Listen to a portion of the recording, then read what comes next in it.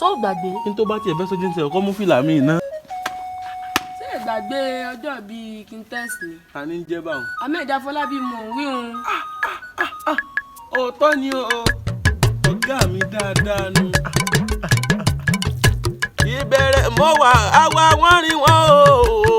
Ìbẹ̀rẹ̀ mọ́ wà àwa wọ́n rí wọn lónìí. Níbẹ̀ ni mo gbé rántí ọ̀gá mi kan Tẹ̀sọ́mà tí ń sọjọ́ bí lónìí. Afọlábí Ahmed tí ń sọjọ́ bí lónìí. Ó sọdún ẹ lónìí kó tún ṣe tẹ̀míràn sí nínú owó tó mọ̀ pẹ̀ láì níkú tí ń ṣe balẹ̀ ọ̀rọ̀. Orógbó ló ní ó mọ ọgbó láyé òwò ọkọ̀ oníyá kábẹ̀jẹ̀ débè gbogbo ara gúdúgúdú fi ń dira ogun.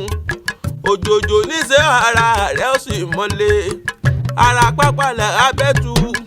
Ibi gìjàgìjà ńlá abẹ́kùn ó jàre. Ìta gbangba báyìí là abẹ́ ìwé ajílẹ̀ gègé. Òjòjò níṣẹ́ ara rẹ̀ ó sì mọ́lé ọ̀rọ̀ bí ẹkún bí òṣè ọlọ́run oníjó bá ọ láyé. Ó sọdún eléyìí tán.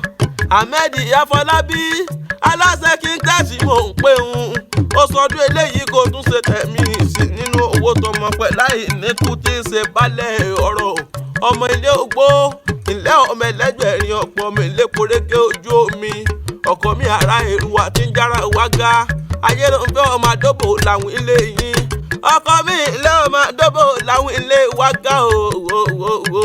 Ọmọ ipò tó ta abẹ lọ́rùn ti fi díjó ń lé yín. Sọ gbọ́ tí mo ṣe ń wí dáadáa. Mo sálẹ̀rò pòǹpọ̀rọ̀ ẹnu mi dáadáa. Nínú ilé bàbá rẹ̀ ọmọ àlè mi di mẹ́fà ni mo gún lé. Àlè bó bá ní mi yín fẹ́ dákun mọ́ wá mi rè lágbẹ̀dẹ. Bó bá ní mi yín fẹ́ mọ́ wá mi rè lágbẹ̀dẹ. Irun mẹ́rìndínlógún níbẹ̀ ló bò mọ̀ so ó ní bó ṣe lọ. Irun pọ́pọ́ lábẹ́ ló bò mọ̀ so ṣé bí orílẹ̀ bàbá rẹ̀ ni. Èsì pàtó ọlá ìbẹ̀ ló bò mọ̀ so.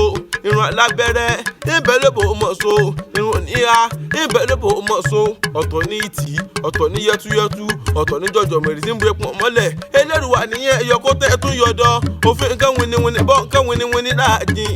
Àṣeyí sábọ̀ ọdún ayọ̀ lọ́mọ ọ̀sẹ̀ àdúrà kìíní sọ bẹ́ẹ̀ wọn kúkú ní ìrọ̀wí rárá.